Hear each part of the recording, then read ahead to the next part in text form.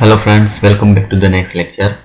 પ્રાણી સૃષ્ટિ જે છે એમાં આજનો આપણો નેક્સ્ટ ટોપિક છે ફાઇલમ નિડેરિયા, મતલબ કે સછિદ્ર સમુદાય પછીનો નેક્સ્ટ ટોપિક આવે છે કોષ્ટાંતરી સમુદાય. બરાબર, તો આગળ જેમ આપણે ભણ્યા તે પ્રમાણે કોષ્ટાંતરી સમુદાય જે છે એને અંતર્ગત મુખ્યના લક્ષણો, બરાબર, એ પેલા ડિટેલમાં સમજી લઈએ અને પછી પાછળથી ટેક્સ્ટ બુક જે છે રિલેટેડ ભાગ આપણે જે છે એને હાઇલાઇટ મુખ્ય ભાગ જે છે એ જોઈ લે. બરાબર, એટલે સૌથી પહેલાં શરૂઆત કરીએ છીએ આપણે ડિટેલ ભાગ ભણવાનો છે, પછી પાછળથી આપણે ટેક્સ્ટ બુક રિલેટેડ ભણી લઈશું. એટલે સૌથી પહેલાં શરૂઆત કરીએ કોષ્ટાંતરી સમુદાય જે છે એને રિલેટેડ મુખ્ય ભાગ. બરાબર, એટલે સ્ટાર્ટિંગ થશે સમુદાય કોષ્ટાંતરી. આગળ ભણી ગયા પ્રમાણે બીજા નંબરનો જે છે પ્રાણી સૃષ્ટિનો સમુદાય છે, બરાબર, જેનું બીજું નામ જે છે એ છે નિડેરિયા. બરાબર, મતલબ કે નિડેરિયા જે છે એમાં આવેલા ડંખ કોષના પરથી પણ ઇંગ્લિશમાં જે છે એનું નામ આ રીતે થશે. બરાબર, એટલે સૌથી પહેલાં રિલેટેડ જે છે આની મુખ્ય માહિતી જોઈ લે. બરાબર, તો મેઇન મુદ્દા જે છે એમાં કોષ્ટાંતરી સમુદાય જે છે, બરાબર, તો પહેલી લાઈન તો આમાં આવી ગયું પણ કે નિડેરિયન જે છે તરીકે ઓળખાય. એટલે સૌથી પહેલી લાઈન તે નિડેરિયન તરીકે પણ ઓળખાય છે કારણ કે નિડેરિયન જે છે એનો મતલબ શું થાય કે આવા પ્રકારના પ્રાણીઓ જે છે એમાં ડંખ કોષો આવેલા હોય છે, કારણ કે તે ડંખ કોષો ધરાવે છે. એમાં ડંખ આપવા માટેના વિશિષ્ટ કોષો જે છે આવેલા હોય જેને કહેવાય ડંખ કોષો. બરાબર, ડંખ કોષોનું ઇંગ્લિશ નામ જે છે એ આવશે નિડોબ્લાસ્ટ અથવા તો નિડોસાઇટ. એના પરથી નામ આપી દીધું નિડેરિયા. તે ડંખ કોષો ધરાવે છે એટલે એના પરથી એનું નામ આપ્યું નિડેરિયન. બરાબર, જે ડંખ અંગિકા ધરાવતી જે છે એ અંગિકા જેવો ભાગ. બરાબર, આ સૌથી પહેલી લાઈન.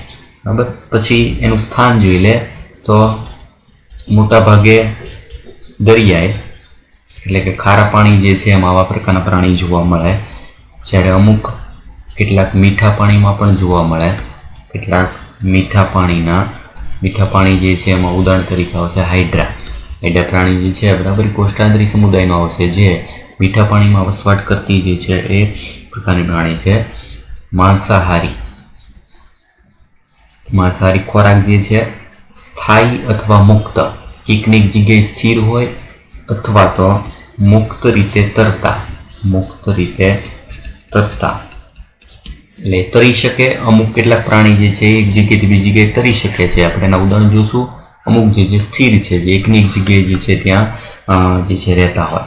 બરાબર, ત્યારબાદ સંમિતિ જોઈએ તો સંમિતિ મોટા ભાગે જે છે આવશે અરીય સંમિતિ.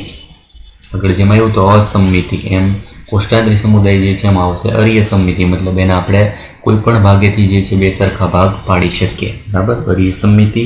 આયોજન પેશી સ્તરીય આયોજન, મતલબ કે જેમાં કોષોમાંથી પેશી બની ગઈ હશે પણ પેશીમાંથી અંગ નહીં હોય. બરાબર, એટલે પેશી સ્તરીય આયોજન જે છે એમાં જોવા મળે. બરાબર, પછી ગર્ભસ્તરીય જે છે વાળા ભાગમાં એટલે કે દ્વિગર્ભસ્તરીય જે છે, બરાબર, એનો મતલબ શું થશે તો કે આગળ આવી ગયું પ્રમાણે કે બાહ્ય ગર્ભસ્તર અને અંતઃગર્ભસ્તર બે સ્તરો હોય અને એની વચ્ચેના ભાગમાં જે છે મધ્ય શ્લેષ્મ સ્તર જે છે જોવા મળે છે. બરાબર,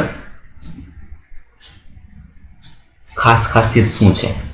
આ બંને દ્વિગર્ભસ્તરો એટલે બાહ્ય અને અંત, આ બંને ગર્ભસ્તરોના કોષોમાં સંપૂર્ણ ક્ષમતા આવેલી છે. સંપૂર્ણ ક્ષમતા, જેને ઇંગ્લિશમાં કહેવાય ટોટીપોટેન્સી ધરાવે છે. સંપૂર્ણ ક્ષમતા ધરાવવો મતલબ કે એનો કોઈ પણ ટુકડો જે છે એનું આખું શરીર ફરીથી બનાવી શકે. ઉદાહરણ તમે ભણી ગયા છો આગળના ધોરણમાં હાઇડ્રા જે છે એને તમે ગમે એટલા ટુકડા કરી નાખો તો એનો બાકીનો ખૂટતો ભાગ સંપૂર્ણ રીતે બનાવી શકે. આવી ક્ષમતાને શું કહેવાય? સંપૂર્ણ ક્ષમતા. એટલે એની ખાસિયત થશે કોષ્ટાંતરી સમુદાયના પ્રાણીઓમાં જે ગર્ભસ્તરો છે બે, બહારનું આવરણ અને અંદરનું આવરણ, એનામાં જે કોષો આવેલા છે એ ટોટીપોટેન્સી અથવા તો સંપૂર્ણ ક્ષમતા ધરાવે છે. મતલબ કે એના ટુકડા જે છે એમાંથી નવું શરીર પોતાની જાતે જે છે એ બનાવી શકે. બરાબર, એના પછી અગત્યનો મુદ્દો આવશે શરીરના સ્વરૂપો. તો ખાસ કરીને કોષ્ઠાંત્રીઓ બે મૂળભૂત શરીર સ્વરૂપો ધરાવે છે. બે મૂળભૂત શરીર સ્વરૂપો ધરાવે છે, જેમાં શરીર જે છે એના મુખ્ય બે પ્રકારના આકાર જે છે જોવા મળે છે. બરાબર, એટલે કે દ્વિરૂપક છે. બરાબર, એના આકાર જે છે મતલબ શરીરના આકાર બે છે એટલે દ્વિરૂપક. કયા કયા? તો તેમાં સૌથી પહેલું જે છે એ છે પુષ્પક. પુષ્પક મતલબ પુષ્પ જેવો આકાર. બરાબર, ઇંગ્લિશમાં નામ છે પોલિપ. અને બીજો આકાર જે છે એ છે છત્રક, મતલબ કે છત્રી જેવો આકાર. બરાબર, મેડ્યુસા. ઇંગ્લિશ નામ જરૂર નથી, બે આકાર યાદ રાખવાના છે, પુષ્પક અને છત્રક. આ બંનેમાં ખાસિયત શું છે, બંનેના તફાવત શું છે ખાસ? બરાબર, ખૂબ જ ઇમ્પોર્ટન્ટ છે. એમાંથી ક્વેશ્ચન જે છે વારંવાર પૂછાય છે. પુષ્પક સ્વરૂપની ખાસિયત શું છે અને છત્રક સ્વરૂપની ખાસિયત શું છે? બરાબર, એટલે બંને જે છે એનો તફાવત જોઈ લે એના પછી. તો સૌથી પહેલું જે છે, પહેલો ભાગ આવશે પુષ્પક. પુષ્પક સ્વરૂપ. એની સરખામણીમાં બીજો ભાગ જે છે આવશે છત્રક સ્વરૂપ. બે પ્રકારના કોષ્ઠાંતરી પ્રાણીઓ જે છે આકારના આધારે જોવા મળે, પુષ્પક અને છત્રક. બરાબર, બે જે છે એમાં તફાવત શું? જો તો પુષ્પક સ્વરૂપ જે છે એના માટે સૌથી પહેલો મુદ્દો આવશે નળાકાર અને સ્થાયી સ્વરૂપ. આ પ્રકારના પ્રાણીઓ જે છે એનું શરીર નળાકાર હોય એની સ્થાયી છે, મતલબ એક જગ્યાએથી બીજી જગ્યાએ પ્રચલન કરતા નથી, એકની જગ્યાએ સ્થિર હોય. બરાબર, પુષ્પક છે એટલે સમજવા માટે પુષ્પ એટલે વનસ્પતિ જેવો ભાગ. વનસ્પતિ સ્થાયી હોય, એ હલનચલન પ્રચલન ના કરી શકે. જ્યારે એની સરખામણીમાં છત્રક જે છે છત્રી આકારના અને મુક્ત તરતા સ્વરૂપ છે. મુક્ત તરતું સ્વરૂપ, જે એક જગ્યાએથી બીજી જગ્યાએ તરી શકે એવું સ્વરૂપ જે છે આવશે છત્રક સ્વરૂપ. પહેલો મુદ્દો. પછી બીજો પોઈન્ટ, પુષ્પક પ્રકારના પ્રાણીઓ જે છે એ એકાકી અથવા વસાહતી છે. એકાકી અથવા વસાહતીનો મતલબ શું? એ સિંગલ રહેતા હોય અથવા તો સમૂહમાં રહેતા હોય. સમૂહમાં રહેતા હોય તો વસાહતી શબ્દ આવે અને એકલા રહેતા હોય તો એકાકી સ્વરૂપ આવશે. જ્યારે આ બાજુ તો કે હંમેશા એકાકી. છત્રક સ્વરૂપ હંમેશા જે છે સિંગલ જ હોય. બરાબર, એ ક્યારેય સમૂહમાં હોતા નથી. છત્રીઓ આકાર વાળા ભાગના પ્રાણીઓ હોય હંમેશા સિંગલ રહેતા હોય એટલે એકાકી સ્વરૂપ જે છે જોવા મળે. બરાબર, બીજું પુષ્પક વાળો ભાગ જે છે એમાં મુખ ઉપરની તરફ હોય છે. મુખ ઉપરની તરફ જે છે જોવા મળે.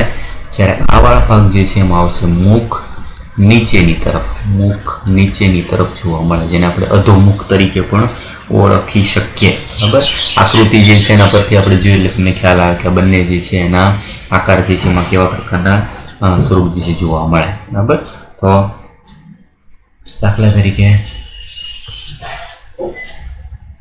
આ રીતનો આકાર જે છે જોવા મળે. એમાં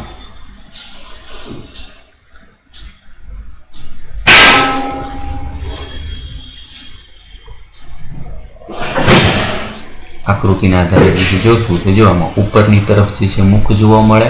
બરાબર, અંદરની બાજુ ગુહા જેવો ભાગ. બરાબર, અને બે બાજુના ભાગમાં સૂત્રાંગો. જ્યારે એની સરખામણીમાં પુષ્પકમાંથી આ પુષ્પ જેવું સ્વરૂપ થઈ ગયું. જો છત્રી જેવું સ્વરૂપ જે છે એમાં આકાર જે છે પ્રમાણે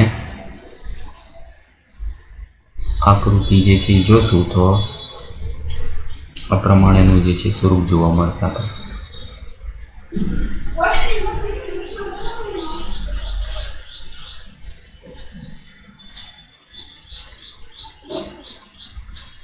આવો આકાર થશે. જો જેમાં નીચેની તરફ જે છે મુખ હોય, મતલબ કે અધોમુખ, અંદરની બાજુ કોટર અને છત્રી જેવા ભાગ જે છે એની જેમ ઉપરની તરફ ખુલ્લો ભાગ હોય છે. બરાબર, ખાસ ઇમ્પોર્ટન્ટ બંને જે છે એના ઉદાહરણ એક્ઝામ્પલ કયા કયા છે? તો પુષ્પક સ્વરૂપવાળા ભાગ જે છે એમાં ઉદાહરણ તરીકે આવશે હાઇડ્રા. બરાબર, જે સ્થાયી સ્વરૂપ છે, એકની જગ્યાએ જે સ્થિર હોય, ઉપરની તરફ એમાં મુખ આવેલું હોય. અને એડેમ્સિયાનો મતલબ થશે સમુદ્ર ફૂલ. એડેમ્સિયા અને સમુદ્ર ફૂલ. બરાબર, જ્યારે સામેની બાજુ જે છે એક્ઝામ્પલ, એમાં ઉદાહરણ જે છે એના તરીકે આવશે ઓરેલિયા જે છે એનું બીજું નામ થશે જેલીફિશ. બરાબર, જેલીફિશ જે છે યાદ રાખજો કે જેમાં જેલીફિશ કોઈ ફિશ નથી, આ મત્સ્ય નથી. बराबर। जेलीफिश वाळो भाग जे छे ए छत्रक प्रकारनुं स्वरूप धरावती एक कोष्ठांतरी समुदायनुं प्राणी जे छे छे, बराबर, जेमां जेलीफिश जे छे नामनो समावेश थाय। એટલે આ થઈ ગયા મુખ્ય જે છે બંનેના તફાવત। પુષ્પક સ્વરૂપ જે છે એનો તફાવત શું છે, છત્રક સ્વરૂપનો તફાવત શું છે, બંનેની આકૃતિ ટેક્સ્ટબુકમાં પણ આપેલી છે।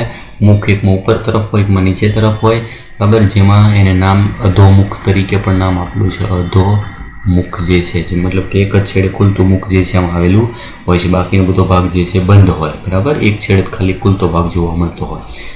અને ખાસ જે છે ઇમ્પોર્ટન્ટ એના ઉદાહરણ જે છે એ યાદ રાખવાના છે, બરાબર। એટલે આ થઈ ગયા મુખ્ય જે છે કોષ્ટાંતરીના બે શરીર સ્વરૂપ જે છે, ખાસ ઉદાહરણ તરીકે એમાં એક્ઝામ્પલ અને આકૃતિ જે છે એના આધારે પણ એના બંનેના તફાવત સ્વરૂપે જે છે ભાગ પૂછાય, બરાબર। પછી એના પછીનો નેક્સ્ટ ભાગ જે છે લઈએ તો આગળનો ભાગ આવશે મુદ્દો તરીકે એક જ જાતિમાં એક અથવા બંને જુઓઇડ આવેલા હોય છે। જુઓઇડ આવેલા હોય એનો મતલબ કે જેમાંથી પ્રજનન કોષનું નિર્માણ થતો હોય ભાગ, આપણે જેમ અંડપિંડ અને શુક્રપિંડ કહીએ છીએ, એક જ જાતિમાં એક જ હોય અથવા બંને હોય, મતલબ એક લિંગી પણ હોઈ શકે અને ઉભયલિંગી પણ હોઈ શકે, એવા બે પ્રકારના પ્રાણી સ્વરૂપ જે છે એમાં જોવા મળે છે। હવે એમાં બંને ભાગ એક જ પ્રાણીમાં આવેલા હોય તો, એટલે બીજો પ્રકાર, જો એક જ હોય તેનો મતલબ કે એક લિંગી થયું, બંને ભાગ હોય તો ઉભયલિંગી, એટલે બીજા માટે જો એક જ જાતિમાં બંને હાજર હોય તો પ્રકાર કયો થઈ જશે, ઉભયલિંગી। બંને હાજર હોય તો જીવન ચક્રમાં બંને સ્વરૂપો એકાંતરિત આવેલા હોય છે, મતલબ આગળ આવ્યું પુષ્પક સ્વરૂપ હોય અથવા છત્રક સ્વરૂપ, અમુક જાતિમાં એક જ સ્વરૂપ હોય, અમુકમાં એક સાથે બંને સ્વરૂપ આવેલા હોય, જો બે હાજર હોય તો એમાં જીવનમાં વારાફરતી એકાંતરિત સ્વરૂપ જોવા મળે, મતલબ પહેલા પુષ્પક સ્વરૂપ હશે, પછીની પેઢીમાં પાછું છત્રક સ્વરૂપ હશે। કઈ રીતે આવું શક્ય જે છે બને છે, બરાબર। તો આ ખાસ ઇમ્પોર્ટન્ટ, એના પછી જો જે ઉભયલિંગી જે છે એમાં આવું કઈ રીતે જોવા મળે, તો પુષ્પો જે છે પુષ્પક સ્વરૂપ અલિંગી પ્રજનનથી છત્રક બનાવે જ્યારે છત્રક સ્વરૂપ લિંગી પ્રજનનથી પુષ્પક બનાવે છે। જો આ ખાસ ઇમ્પોર્ટન્ટ, આમાં બે ભાગ આવી ગયો કે બે પ્રકારના સ્વરૂપ છે, એમાં પુષ્પક સ્વરૂપ અલિંગી પ્રજનન કરે અને અલિંગી પ્રજનનથી છત્રકનું નિર્માણ કરે, જ્યારે છત્રક સ્વરૂપ જે છે એ લિંગી પ્રજનન કરે અને એનાથી અલિંગી સ્વરૂપનું પુષ્પક જે છે નિર્માણ કરે, એટલે પુષ્પકમાંથી છત્રક બને, છત્રકમાંથી પુષ્પક બને, આવી એકાંતરિત પ્રક્રિયા થતી રહે એને કહેવાય એકાંતરજનન। મતલબ એકાંતરે પુષ્પકમાંથી છત્રક બને, છત્રકમાંથી પુષ્પક બને, આવું બંને સ્વરૂપ જે છે રિપીટ થયા કરે, જેને એકાંતરજનન અથવા મેટાજીનેસિસ કહે છે।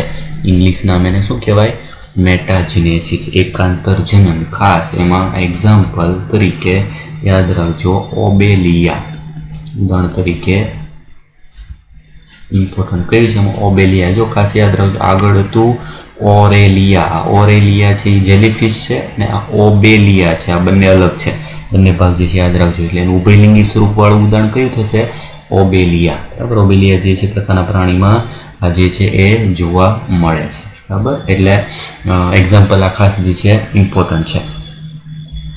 એના પછી એની ખાસિયત મુખ્ય, જેમ આગળ એવું હતું નલિકા વહન તંત્ર, એવી રીતે આની ખાસિયત શું, બરાબર। તો મુખ્ય ખાસિયત છે એની ડંખ કોષો, બરાબર। આવા પ્રાણી જે છે એમાં ડંખ કોષો આવેલા હોય છે। ડંખ કોષો ડંખાંગિકા અને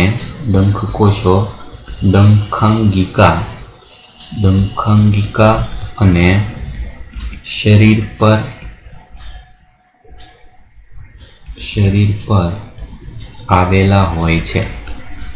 જે શરીર ઉપર ડંખ આપવા માટેના ડંખ કોષો, જેમાં ડંખાંગિકા નામની અંગિકા હોય અથવા શરીર ઉપર સીધી રચના આવેલી આકૃતિ જો દેખાઈ દો દાખલા તરીકે આકૃતિ ડંખાંગિકાની રેખાકીય આકૃતિ દર્શાવેલી, જેમાં ડંખ આપવા માટેના ચોક્કસ જે છે અંગ આવેલું હોય. અંગમાંથી ઝેરી દ્રવ્ય મુક્ત કરી અને કોઈ પણ પ્રાણી જે છે એને ડંખ આપી શકાય. એનું કાર્ય શું છે? આવું જે છે કાર્ય ડંખાંગિકા શરીર પર આવેલું કાર્ય શું છે? ખાસ એનું કાર્ય કાર્ય તરીકે મતલબ એનું કાર્ય શું છે? કાર્ય તરીકે જોડાણ, મતલબ કોઈ પણની સાથે જોડાણ કરવા, પ્રતિચાર, બરાબર, પ્રતિચાર એટલે કે રિસ્પોન્સ આપવા માટે, અને શિકાર કરવા, શિકાર પકડવા એટલે પ્રતિચાર અને પ્રતિકાર માટે ઉપયોગી છે. ખોરાક જે છે કોઈ પણ વસ્તુ સાથે જોડાણ કરવા માટે, પ્રતિચાર આપવા માટે અને શિકાર પકડવા માટે આવેલા ડંખકોશોની હાજરી એટલે તેનું નામ ડંખાંગિકા જે છે. દંશકો એવો સ્વરૂપ પણ આપ્યો, કારણ કે દંશ આપતા જે છે પ્રાણીઓ છે, બરાબર, જે ખૂબ જ ઝેરી દ્રવ્યો ઓછી માત્રામાં જેનાથી શિકારને મારી શકે, બરાબર. એના પછી નેક્સ્ટ મુદ્દો આવશે કેટલાક કોષ્ઠાંત્રીઓના શરીર કેલ્શિયમયુક્ત બહિર્કંકાલ, જો બહારની બાજુ યાદ રાખજો, અંતકંકાલ નથી, કેલ્શિયમયુક્ત બહિર્કંકાલથી ઘેરાયેલું હોય છે. બહારની બાજુ કેલ્શિયમનું બનેલું બહિર્કંકાલ હોય છે. ઉદાહરણ તરીકે એક્ઝામ્પલ યાદ રાખજો, પરવાળા, સમુદ્રમાં આવેલા પરવાળા, જેનું ઇંગ્લિશ નામ છે કોરલ, બ્રેન કોરલ. જો આકૃતિ દેખાડો તમને ખ્યાલ આવશે. જો આ સૌથી પહેલી આકૃતિ બ્રેન કોરલ, જેમાં મગજ જે છે એમાં ગળીઓ જેવો ભાગ દેખાતો એવો ભાગ જોવા મળે, જેમાં કેલ્શિયમનું બનેલું હોય બહારની બાજુનું આવરણ, બરાબર, જે કોરલ તરીકે ઓળખાય. એવા પણ કેટલાક ભાગ છે જે કેલ્શિયમયુક્ત જે છે બહિર્કંકાલ ધરાવે છે. યાદ રાખજો, કેલ્શિયમયુક્ત બહિર્કંકાલ ધરાવતું પ્રાણી કોષ્ઠાંત્રીમાં આવશે પરવાળા અથવા તો કોરલ, બરાબર. આ જે છે એનું ઉદાહરણ થઈ ગયું. પછીનો ભાગ નેક્સ્ટ આગળ પ્રાણી શરીરમાં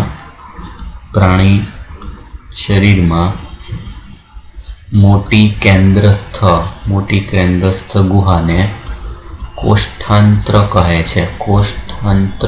છે. જો પ્રાણીનું નામ જે છે કોષ્ઠાંત્રી શું કામ પડ્યું? તો શરીરની અંદર એક મોટી કેન્દ્રસ્થ ગુહા છે જેને કોષ્ઠાંત્ર નામ આપ્યું છે.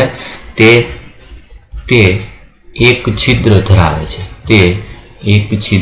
ધરાવે છે.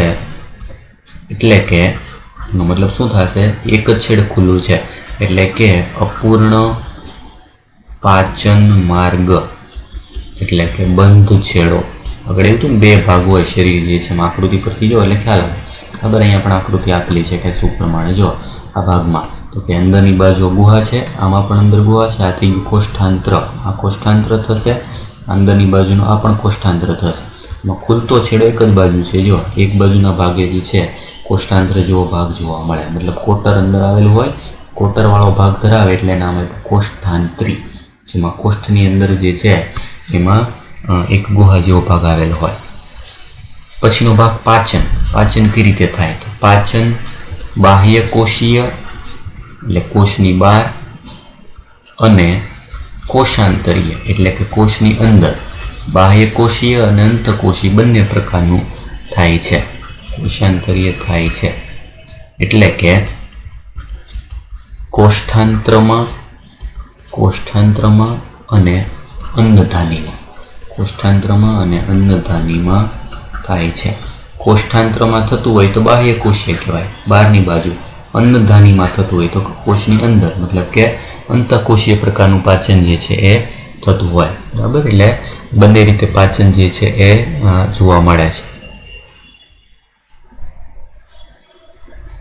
એના પછી નેક્સ્ટ મુદ્દો જે છે આવશે પાચન તંત્ર જે છે સંબંધિત ભાગ આવી ગયું. એના પછી શ્વસન અને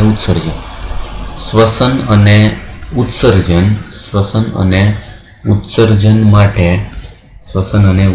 માટે શરીર સપાટી આગળની જેમ જ શરીર સપાટી દ્વારા વાયુઓનું પ્રસરણ થાય છે, વાયુઓનું પ્રસરણ થાય છે. સિમ્પલ વાયુઓના પ્રસરણ દ્વારા શ્વસન અને ઉત્સર્જન બંને થશે, બરાબર. અને આગળની જેમ આમાં પણ એમોનિયા ઉત્સર્ગ દ્રવ્ય છે, એમોનિયા ઉત્સર્ગ દ્રવ્ય છે. ઉત્સર્ગ દ્રવ્ય તરીકે કોનો ત્યાગ થાય? એમોનિયાનો, કારણ કે આ પણ જલજ જે છે પ્રાણીઓ છે. ચેતાતંત્ર ખાસ શરૂઆત થાય છે આ સમુદાયથી. ચેતાતંત્ર વિખરાયેલું અને અધ્રુવીય ચેતાકોષ ધરાવે છે. અધ્રુવીય ચેતાકોષ, જેને નામ આપી શકીએ આપણે ચેતાજાલિકા સ્વરૂપે હોય છે. એટલે યાદ રાખજો, સૌ પ્રથમ ચેતાતંત્ર ધરાવતો સમુદાય તો કયો આવશે? કોષ્ઠાંત્રી. સૌથી પહેલો ચેતાતંત્રનું નિર્માણ જે છે કોષ્ઠાંત્રીમાં થાય છે. એક ચેતાઓની જાળ સ્વરૂપે આવેલું હોય, મગજ અને કરડું જેવા અંગો નિર્મિત ના હોય, પણ એમાં ચેતાકોષો ધ્રુવીય અને વિખરાયેલું હોય, જે ચેતા જાળ તરીકે આવેલું હોય. એટલે હાઇડ્રા જેવા પ્રાણીમાં સૌથી પહેલું ચેતાતંત્ર જે છે એનું નિર્માણ થાય છે. એના પછી સૌથી અગત્યનો ભાગ જે છે આવશે પ્રજનન. પ્રજનન કયા સ્વરૂપે જોવા મળે? પ્રજનન જે છે એમાં અલગ અલગ પ્રકાર, જેમ કે અલિંગી પ્રજનન કલિકા સર્જન દ્વારા. અલિંગી પ્રજનન જે છે કલિકા સર્જન દ્વારા, ખાસ કરીને જેમ કે હાઇડ્રા, બરાબર. એમાં જે છે આવું કલિકા સર્જન દ્વારા જે છે જોવા મળે. બીજો પ્રકાર લિંગી પ્રજનન. જન્યુઓના નિર્માણ દ્વારા. જન્યુઓનું નિર્માણ એટલે અંડકોષ અને શુક્રકોષ દ્વારા, લિંગી કોષોના નિર્માણ દ્વારા, બરાબર. ડિંભીય તબક્કા સાથે વિકાસ કેવો? ડિંભીય તબક્કા સાથેનો પરોક્ષ વિકાસ, મતલબ કે આમાં પણ જે છે સીધો વિકાસ નથી, વચ્ચે ડિંભ જોવા મળશે. એટલે ડિંભ હોય એટલે વિકાસ કેવો થઈ જાય? પરોક્ષ વિકાસ. કયા ડિંભ શેમાં જોવા મળે? તો ડિંભના નામ ટેક્સ્ટબુકમાં આપેલા નથી, યાદ રાખજો. ઓબેલિયાના ડિંભ. તો ઓબેલિયાના ડિંભ જે છે એમાં નામ આવશે પ્લેનુલા, બરાબર. કેવો હોય? તો કે મુક્ત જીવી ડિંભ છે, પાણીમાં સ્વતંત્ર રીતે જીવી શકે. અને એવી જ રીતે ઓરેલિયાના ડિંભ. ઓબેલિયા અને ઓરેલિયા બંને ભેગું ના થઈએ, બંનેમાં એક જ અક્ષરનો ફરક છે. ઓબેલિયાના ડિંભ પ્લેનુલા આવશે અને ઓરેલિયા જે છે એના ડિંભ આવશે ઇફાયરા ડિંભ, બરાબર. ડિંભ જે છે આ ડિંભ મુક્ત કરી અને એમાંથી પુખ્ત પ્રાણી જે છે એનું નિર્માણ જોવા મળે, બરાબર. આ રીતે મુખ્ય જે છે ભાગ જોવા મળશે. પછી લાસ્ટ જે છે સૌથી અગત્યનું ઉદાહરણ આવશે ટેક્સ્ટ બુક પ્રમાણેના એક્સ્ટ્રા ઉદાહરણ.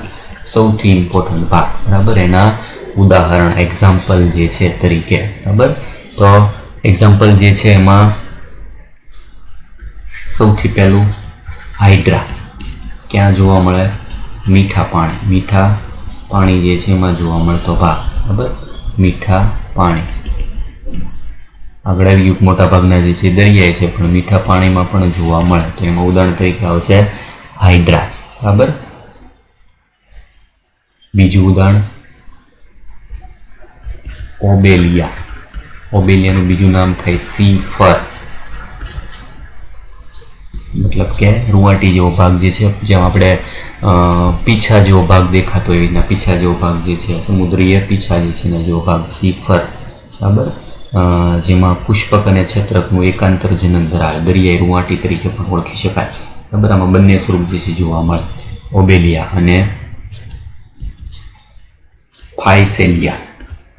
ફાઇસેલિયાનું બીજું નામ છે પોર્ટુગીઝ મેન ઓફ વોર, બરાબર. પોર્ટુગીઝ જે છે ને આર્મી હતા, એની ઉપરની બાજુ જે છે એની ટોપી જે છે એનો આકાર આના જેવો હતો. ફાઇસેલિયાની તમે આકૃતિ જો એટલે ખ્યાલ આવશે. આકૃતિ દર્શાવેલી છે, અહીંયા લીધું છે ચિત્રમાં. જો ફાઇસેલિયાની ઉપરની ટોપીનો આકાર જે છે, જે અંગ્રેજો હતા એ ટોપી આવા પ્રકારની પહેરતા, તેના જેવાનો આકાર જે છે જોવા મળે, બરાબર. એટલે એના પર ફાઇસેલિયા, બરાબર. પછી ઓબેલિયા વાળો ભાગ આકૃતિ સમુદ્ર ફૂલ જે છે સી એનિમોન તરીકે ઓળખાય. જેલીફિશ, પ્રેન કોલર અને પેનાટુલા એટલે સી પેન જેવો ભાગ જે છે એની અંદર જે જોવા મળે. એટલે એના જે છે જેવો દેખાવ એના આધારે એના નામકરણ કરેલા છે. ફાઇસેલિયા, આ ત્રણેય વિભાગ જે છે બરાબર, એમાં પુષ્પક ને છત્રક જે છે બે એકાંતર જનન મોટા ભાગે દર્શાવતા એવા ઉદાહરણ. બીજું ઉદાહરણ જે છે એમાં આવશે ઓરેલિયા. નેક્સ્ટ ઓરેલિયા. ઓરેલિયા જે છે એનું બીજું નામ યાદ રાખજો, જેલીફિશ. જેલીફિશ કોઈ ફિશ માછલી નથી, બરાબર. અને ત્રીજું ઉદાહરણ જે છે એમાં આવશે સમુદ્ર ફૂલ. સમુદ્ર ફૂલ. સમુદ્ર ફૂલ જે છે એનું નામ થશે સી એનિમોન. સી એનિમોન, સમુદ્રી રાક્ષસ. રાક્ષસ માટે એનિમોન શબ્દ આવે. આ બહુ ખૂબ જ ઝેરીને ડંખ જે છે આપતું સમુદ્ર ફૂલ છે, બરાબર. જેને એડેમસિયા પણ કહીએ છીએ આપણે. એડેમસિયા. એડેમસિયા આગળ ઉદાહરણ જે છે આપણે લખાયેલું છે, બરાબર. જે હર્મિટ કરચલા સાથે સહભોજિતા સ્વરૂપ જે છે ધરાવતું હોય, બરાબર. એ આપણે આગળ ભણશું. પછીનું ઉદાહરણ જે છે ચોથું આવશે પરવાળા. પરવાળા જે છે એમાં શું આવી ગયું, તો કેલ્શિયમ કાર્બોનેટ જે છે એનું અલગ અલગ. પરવાળા જે છે એના એક્ઝામ્પલ તો ઉદાહરણ તરીકે થશે પેનાટુલા.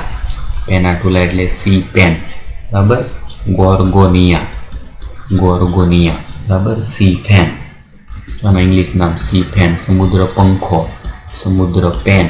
પેન જેવો આકાર, ફેન જેવો આકાર તો ગોર્ગોનિયા જે છે, બરાબર, જોવા મળે. આવા અલગ અલગ જે છે એ ઉદાહરણ આપેલા છે. ગોર્ગોનિયા, પેનાટુલા, સમુદ્ર ફૂલ, ઓરેલિયા, ફાઇસેલિયા, ઓબેલિયા અને હાઇડ્રા, બરાબર. આટલા જે છે એક્ઝામ્પલ એમાં ખાસ કરીને આવશે, બરાબર. એટલે ખાસ ઇમ્પોર્ટન્ટ બધા ઉદાહરણ જે છે અને ખાસ એના ઇંગ્લિશ નામ જે સાથે સાથે આપેલા છે યાદ રાખવાના છે, બરાબર. આ થઈ ગયું મેઇન ડિટેલ ભાગ.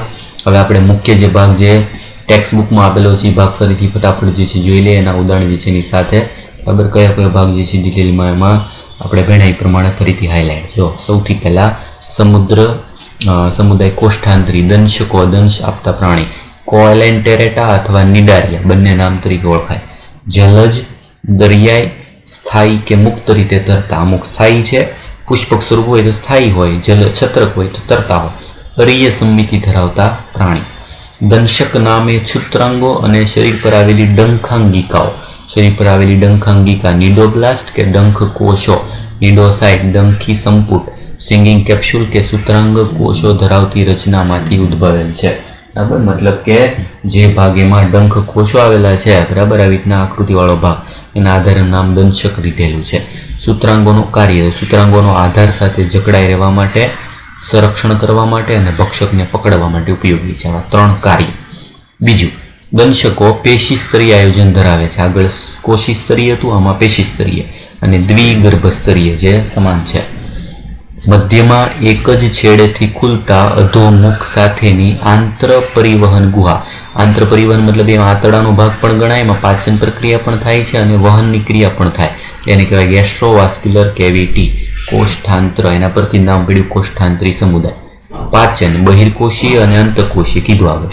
જો અન્નધાનીમાં થાય તો અંતકોષીય, કોષ્ઠાંતરમાં થાય તો બહિર્કોષીય. એના પછી કેટલાક દંશકો જેવા કે પરવાળા એટલે કે કોરલ નામ કેલ્શિયમ કાર્બોનેટનું સંગઠિત અંતકંકાલ ધરાવે. અંતકંકાલ નહીં આવે, આપણે બહિર્કંકાલ આવશે, એ ભૂલ છે. દંશકો પુષ્પક અને છત્રક બે મૂળભૂત સ્વરૂપો તરીકે સ્વરૂપ દર્શાવે છે. જેમાં આગળ આવી ગયું પ્રમાણે તફાવત લખાયો તમને. પહેલું પુષ્પક સ્થાયી અને નળાકાર, ઉદાહરણ તરીકે હાઇડ્રા અને સમુદ્ર ફૂલ. જ્યારે પ્રાણીમાં બીજું સ્વરૂપ છત્રક, છત્રીયાકારનું, મુક્ત તરતું અને ઉદાહરણ તરીકે જેલીફિશ, ઓરેલિયા જેવા પ્રાણીમાં જોવા મળે છે. આવા દંશકો જેમાં બંને સ્વરૂપ અસ્તિત્વમાં હોય, જેમાં એકાંતર જનન જોવા મળે, મેટાજીનેસિસ, બરાબર. મતલબ કે પુષ્પકો અલિંગી રીતે છત્રક બનાવે અને છત્રકો જે છે એ લિંગી રીતે પુષ્પકોની ઉત્પત્તિ કરે, બરાબર. આવું ઉદાહરણ જે છે તરીકે આવશે ઓબેલિયા, બરાબર. ઓબેલિયા વાળો ભાગ જે છે એમાં બંને સ્વરૂપ જોવા મળે. એમાં છત્રક સ્વરૂપ પણ છે અને પુષ્પક સ્વરૂપ બે જે છે એ વારાફરતી જોવા મળે. ઉદાહરણ તરીકે ફિરંગી મનવાર, ફાઇસેલિયા, પોર્ટુગીઝ મેન ઓફ વોર, બરાબર. ફિરંગી મનવાર જે છે દર્શાવ્યું છે આકૃતિ જે છે. ફાઇસેલિયા જે છે સમુદ્ર ફૂલ, એડેમસિયા અથવા સિએનિમોન, સમુદ્ર ફૂલ જે છે આ ભાગ ઉદાહરણ, બરાબર. પેનાટુલા, પેન જેવો જે છે આકાર ધરાવે છે, પીછા જેવો ભાગ જે છે એથી લખી શકાય ભાગ. ગોર્ગોનિયાની આકૃતિ નથી આપી. મિન્ડ્રિયા બ્રેન કોલર, બરાબર. આ જે કોરલ જેવો ભાગ છે અને આ જેલીફિશ જે છે આગળ આવી ગયું, ઓરેલિયા એનું ઉદાહરણ, અને આ થઈ ગયું ઓબેલિયા જે છે એની આકૃતિ. બરાબર, એટલે બધાના ચિત્ર જે છે એ દર્શાવ્યા છે જાણકારી માટે. બરાબર, જેથી તમને ખ્યાલ આવે કે એનો કેવો આકાર જે છે જોવા મળે. એટલે આ રીતે ટેક્સ્ટ બુક પ્રમાણે ભાગ જે છે ડિટેલમાં એક એક લાઇન ટુ લાઇન જે ડાર્ક કરેલા ભાગ જે છે યાદ રાખવાના છે, આકૃતિ યાદ રાખવાનું છે, અને ખાસ જે છે ઇમ્પોર્ટન્ટ સૌથી વધારે પૂછાય છે એ ભાગ જે છે આ તફાવત. બરાબર, તફાવતને આધારે બંને જે છે ના કયા ઉદાહરણ જે છે શેમાં જોવા મળે એ ખાસ ઇમ્પોર્ટન્ટ યાદ રાખવાનું છે. દરેક ભાગ લખી નાખવાનું છે, અને ડિટેલ જે ભાગ જે છે કરાયો છે. બરાબર, એ ટેક્સ્ટ પ્રમાણે વાંચી અને ઉદાહરણ ખાસ એક્ઝામ્પલ યાદ રાખવાના છે. બરાબર, અને પછીનો આપણે નેક્સ્ટ સમુદાય નેક્સ્ટ લેક્ચરમાં ભણશું.